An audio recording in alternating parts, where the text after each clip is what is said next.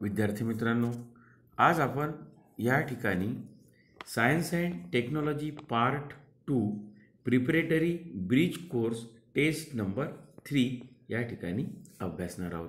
How to solve test number 3. Total marks 30, time 1 hour, class 10th. This preparatory course test number 3 based on the activity sheet number 1 to 15. Instructions आहे. All questions are compulsory. Figures to the right indicate marks. This test is based on the activity sheet number 1 to 15.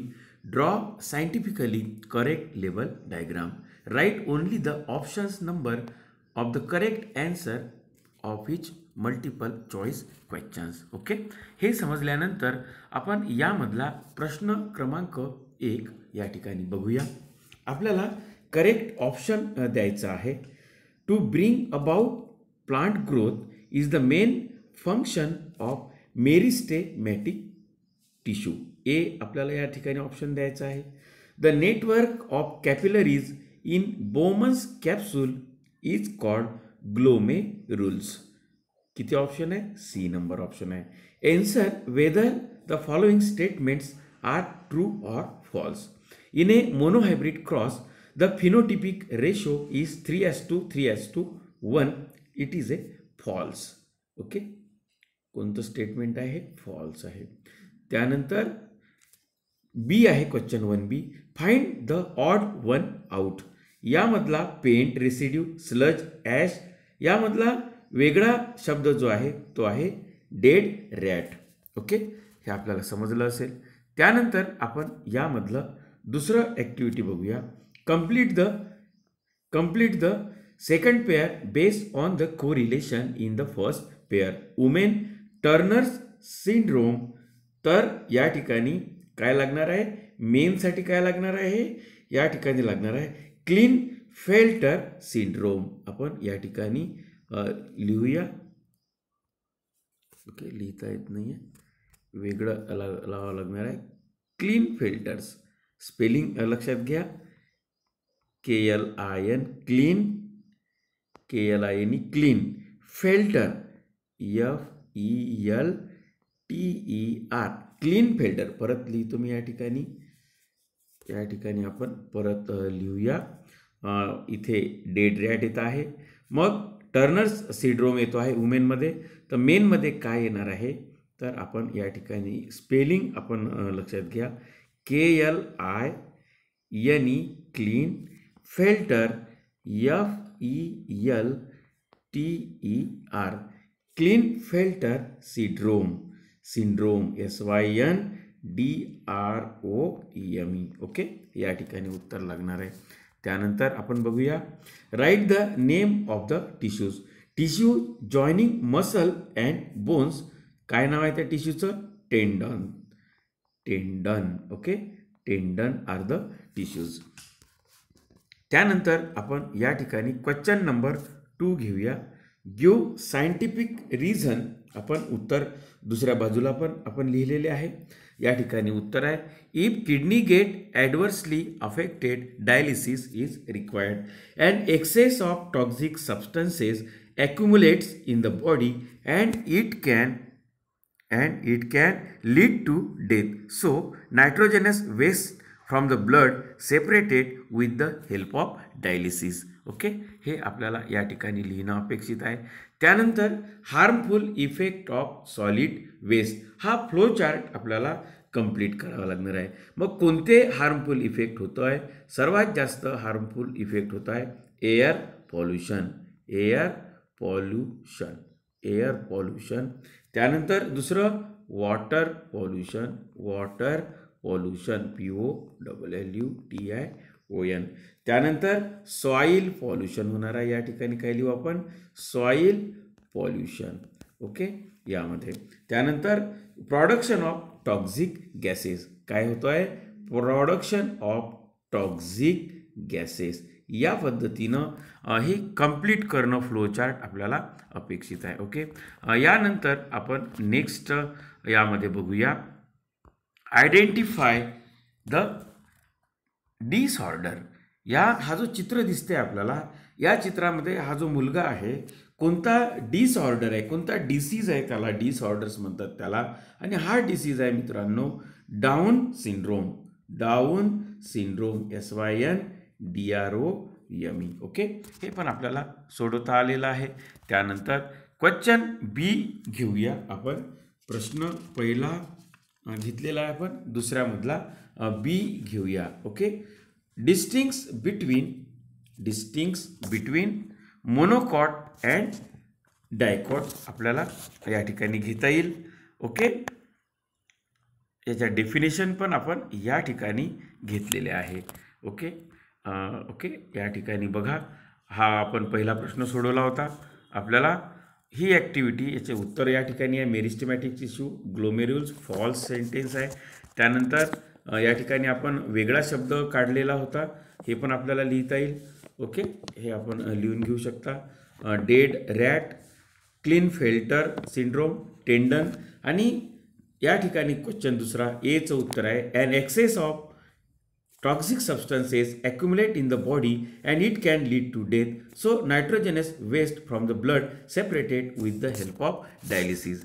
त्यानंतर आपण आता जी या ठिकाणी activity पाहिली होती ती activity आहे production of toxic gases, soil pollution, air pollution, water pollution, harmful effect. त्यानंतर तिसरा जो प्रश्न होता डाऊन्स सिंड्रोम. ओके, यानंतर मित्रांनो आपल्याला जे लिहायचं आहे agriculture base complementary occupations, animal husbandry, poultry farming, sericulture. These are the agriculture related occupations that increase the income of farmers. Animal husbandry is practice for milk production in India. Proper care necessary. Okay, Jersey, Holstein are the exotic varieties for milk production. Okay, यानंतर आपण यामध्ये जे आपल्याला लिहायचं होतं या ॲक्टिव्हिटीमध्ये, okay, मोनोकॉटिलिडन आणि डायकॉटिलिडन. मोनोकॉटिलिडनमध्ये single cotyledon असतं आहे, फायब्रस रूट असते आहे, होलो स्टेम असते, पॅरलल व्हेनेशन असते. तर डायकॉटिलिडनमध्ये 2 कॉटिलिडन असतं आहे, टॅप रूट सिस्टीम असते आहे, स्ट्रॉंग स्टेम असते आणि रेटिक्युलेट व्हेनेशन असते. या ठिकाणी डेफिनेशन विचारलेलं आहे, व्हॉट इज अँटीबायोटिक. मग अँटीबायोटिक म्हणजे काय? A medicine which is use for destroying bacteria and curing infections are called antibiotics. मग DNA फिंगरप्रिंटिंग विचारलेलं आहे बी मध्ये. DNA fingerprinting is a laboratory technique use to establish a link between biological evidence and a suspect in a criminal investigation. Okay, तर हे प्रश्न आपण सोडवल्यानंतर या ठिकाणी हा प्रश्न आपण घेऊया. Write the correct words in the box. या ठिकाणी ह्युमन ब्रेनची डायग्राम या ठिकाणी दिलेली आपल्याला दिसते आहे. मग यामध्ये काय लिहिल्या जाईल? या ठिकाणी लिहिल्या जाईल analytical thinking, left brain and right brain. Analytical thinking या ठिकाणी काय लिहायचं आहे आपल्याला? ॲनालिटिकल थिंकिंग, ॲनालिटिकल थिंकिंग यामध्ये लिहायचं आहे आपल्याला. त्यानंतर दुसरं जे आहे लॉजिकल थिंकिंग झालं. त्यानंतर लँग्वेज, LANGUAGE, हे झालं लेफ्ट ब्रेनबद्दलचं. मग राईट ब्रेनबद्दलचं आपल्याला काय आहे? Holistic thinking. त्यानंतर इंट्युइशन या ठिकाणी काय लिहायचं आपल्याला? इंट्युइशन म्हणजेच याला आपण म्हणतो, इंट्युइशन म्हणजे अंतर्ज्ञान म्हणतो आहे. क्रिएटिव्हिटी, आणि या ठिकाणी आपण लिहूया art and music. Art and music. Okay, हा पण आपल्याला प्रश्न नक्कीच सोडवता आलेला आहे. त्यानंतर ॲन्सर द फॉलोइंग एनी 3 मधले एक आपल्याला लिहायचा आहे. कंप्लीट द, आपल्याला चार्ट हा जो आहे हा चार्ट आपल्याला या ठिकाणी कंप्लीट करणं आवश्यक आहे. हेरिडिटरी डिसऑर्डर या ठिकाणी आलेला आहे. पहिलं डिसऑर्डर आहे क्रोमोझोमल ॲबनॉर्मॅलिटी. इथे chromosomal abnormality, mutation, mitochondrial disorder, polygenic disorder. Okay, मग म्युटेशन इन जीनमध्ये अल्बिनिझम आणि सिकल सेल ॲनिमिया हे आपल्याला यामध्ये लिहिणं अपेक्षित आहे. याची उत्तरं पण आपण या ठिकाणी लिहिलेली आहे. बघा याचं लँग्वेज, ॲनालिटिकल थिंकिंग, इंट्युएशन आणि त्यानंतर आपण या ठिकाणी मोनोकॉटिलिडन, डायकॉटिलिडन हे पण आपण या ठिकाणी घेतलेलं आहे. अँटीबायोटिक म्हणजे काय, DNA फिंगरप्रिंटिंग म्हणजे काय, हे पण आपण यामध्ये उत्तर लिहिलेलं आहे. त्यानंतर आता जो आपण प्रश्न पाहिला होता क्वेश्चन 3.1 हेरिडिटरी डिसऑर्डर कोणते कोणते आहे. देर are 4 hereditary disorder: chromosomal abnormality, mutation, mitochondrial disorder आणि पॉलिजेनिक डिसऑर्डर. मग म्युटेशनचे 2 प्रकार आहेत, ते albinism, sickle cell anaemia. Okay. त्यानंतर यामध्ये प्लांट्समध्ये प्लांट्स जे असतात चा उपयोग जो असतो यांचं जे रेझिन्स आहे, सेकंड क्वेश्चन आहे, resins and gum are useful to us. वनस्पतीचे जे टाकाऊ भाग असतं ते resins and gums are useful to us. Some waste material are also given out through the root into the surrounding soil. Leaves fall off in the season, fruits fall off, latex of rubber is useful to us. हा प्रश्न number या ठिकाणी आपण लिहिलेला आहे. त्या प्रश्नाचं उत्तर पण आपण या ठिकाणी बघितलेलं आहे. ओके. हा प्रश्न घेतलेला आहे आपण आत्ता जे उत्तर बघितलं. Explain how excretion in plants useful to human being. Okay. Excretion कोणत्या कोणत्या एक्सक्रीशनमधले प्लांटचे जे एक्सक्रीशन पदार्थ आहे useful to human being, resins and gums are useful to us. Okay. त्यानंतर प्रश्न तिसरा आपण घेऊया. Observe the diagram carefully. Observe the diagram carefully and answer. मग या ठिकाणी what is happening at 1 and 2. मग 1 and 2 काय आहे. 1 आहे स्टिम्युलस आणि 2 आहे रिस्पॉन्स. 2 काय आहे, रिस्पॉन्स. स्टिम्युलस आणि रिस्पॉन्स. स्टिम्युलट आहे या ठिकाणी दिसते आहे. आपण मेणबत्तीला त्यांनी स्पर्श केला आहे, हॉट टच झाला आहे आणि त्यांनी हात दूर केलेला आहे, म्हणजे स्टिम्युलस आणि रिस्पॉन्स. पहिला आणि दुसरा आपल्याला समजलेला आहे. त्यानंतर दुसरा या ठिकाणी आहे which is the nerve shown by 4. 4 number जो आहे ही कोणती नर्व आहे. स्पायनल नर्व आहे. ही कोणती नर्व आहे. नर्व आहे स्पायनल नर्व आहे. स्पायनल नर्व ज्याला रिले न्यूरॉन म्हणतात. रिले न्यूरॉन म्हणजेच स्पायनल नर्व आहे. त्यानंतर ॲट 7 नंबरचं या ठिकाणी विचारलेलं आहे where has the impulse rich. Muscle in arm. हे काय आहे, मसल आहे. MUSCLE muscle in arm. Muscle in arm हा 7 नंबर आहे. Muscle in arm. हे आपण तिन्ही प्रश्न या ठिकाणी सोडवलेले आहे. त्यानंतर इथे describe the structure of DNA molecule with diagram. Okay. हे पण आपण या ठिकाणी बघणार आहोत. DNA स्ट्रक्चर आपल्याला दिसते. Structure of DNA adenine, thymine. Okay. Pair of nitrogenous आपल्याला हे दिसते ॲडेनिन, थायमिन A2T आणि pair of nitrogenous bases nucleotides. त्यानंतर गुआनिन आणि cytosine. Rails of the DNA made up of sugar and phosphoric acid. हा structure आपल्याला काढायचा आहे आणि DNAचं स्ट्रक्चर कसं आहे ते पण आपल्याला या ठिकाणी एक्सप्लेन करता येईल. Each strand in the molecule of DNA is made up of many small molecule known as nucleotide. There are 4 types of nitrogenous bases adenine, guanine, cytosine and thymine. Adenine and guanine are called purines, while cytosine and thymine are called pyrimidines. In the structure of the nucleotide, a molecule of nitrogenous base and phosphoric acid is joined to a nucleic molecule sugar. As there are 4 types of nitrogenous bases, nucleotides are of 4 types. Nucleotides are arranged like a chain in a molecule of DNA. The 2 threads of the DNA molecule are comparable to the 2 rails of the ladder, and each rail is made up of alternately joining molecules of sugar and phosphoric acid. Okay. या पद्धतीनं आपल्याला DNA structure जे आहे ते आपल्याला लिहिणं अपेक्षित आहे. ओके. हे पण आपण या ठिकाणी पाहिलेलं आहे. त्यानंतर जे डिझेस्टर आहे, डिझेस्टरचा आपण या ठिकाणी प्रश्न आहे. Disasters like thunderstorm, flood, thunderbolt, flood, accident, fire. Disaster management is action implemented through proper planning. It includes prevention of losses and danger, providing relief from the disaster, arranging rescue work, rehabilitation, rebuilding. Forecasts are made with the help of mathematical model.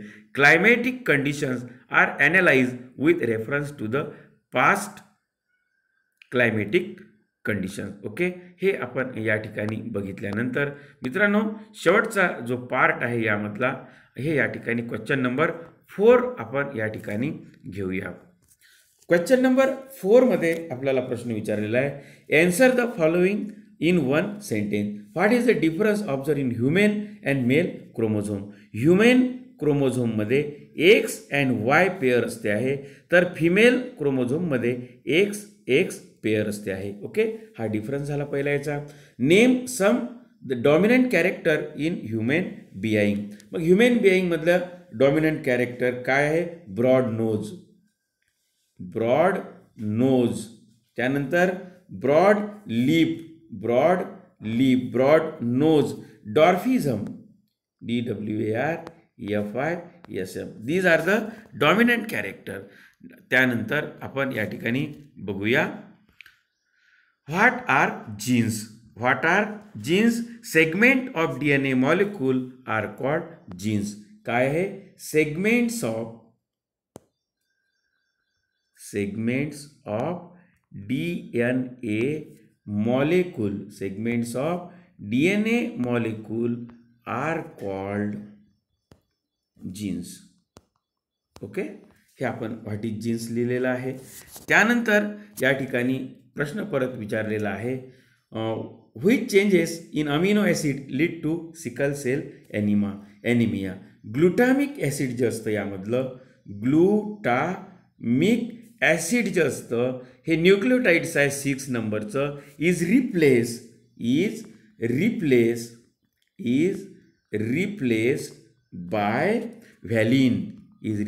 Bye valine. आणि म्हणून sickle cell anaemia होता. Valine, VALINE, म्हणजे glutamic ॲसिडचं replacement होत आहे आणि त्याऐवजी व्हॅलिन येत आहे. ओके, तर सॉफ्टवेअर म्हणजे काय? Instruction that tell a computer to do is called software. Okay, त्यानंतर शेवटचा प्रश्न आहे. Observe the diagram and answer it. हे जे आपल्याला डायग्राम दिसते आहे, name the cycle shown in the above picture. This is carbon cycle. Okay, CARBONCYCLE, carbon cycle. मग दुसरा प्रश्न यामधला विचारलेला आहे. Write whether this cycle is important. Yes, it is important. Nature keep carbon level balance. Carbon balance allows the planet to remain hospitable for life. मग कोणत्या process यामध्ये येत आहे? यामध्ये फोटोसिंथेसिस होते आहे. कार्बन सायकलमध्ये काय होतं? फोटोसिंथेसिस होतं. डिकम्पोजिशन पण होतं. फोटोसिंथेसिस, डिकम्पोजिशन, रेस्पिरेशन होते आहे. याच्यामध्ये रेस्पिरेशन होते आहे. आणि चौथा आहे कंबुशन. काय होतं? कंबुशन, COMBUSTION. ह्या प्रोसेस होत आहे कार्बन सायकलमध्ये. फोटोसिंथेसिस होतं, डिकम्पोजिशन, रेस्पिरेशन आणि combustion. These are the 4 processes in carbon cycle. याचं पण उत्तर आपल्याला या ठिकाणी लिहिता येईल. ओके, आपण या ठिकाणी बघू शकतो. या ठिकाणी आपण दिलेलं आहे मेल क्रोमोझोममध्ये XY पेअर असते आहे. फिमेल क्रोमोझोममध्ये XX पेअर असते आहे. डॉमिनंट कॅरेक्टर आहे broad nose, broad lip, dwarfism. आणि segment of DNA molecule are called genes. Glutamic acid is replaced by valine आणि त्यामुळं ॲनिमिया होतो आहे, सिकल सेल ॲनिमिया होतं. Instructions that tell a computer to do is called software. Okay, आणि यामधला दुसरा जो प्रश्न आहे कार्बन सायकल आहे. Yes, nature keep carbon level balance. Carbon balance allows the planet to remain hospitable for life. मग याच्यामधल्या 4 processes दिलेल्या आहे.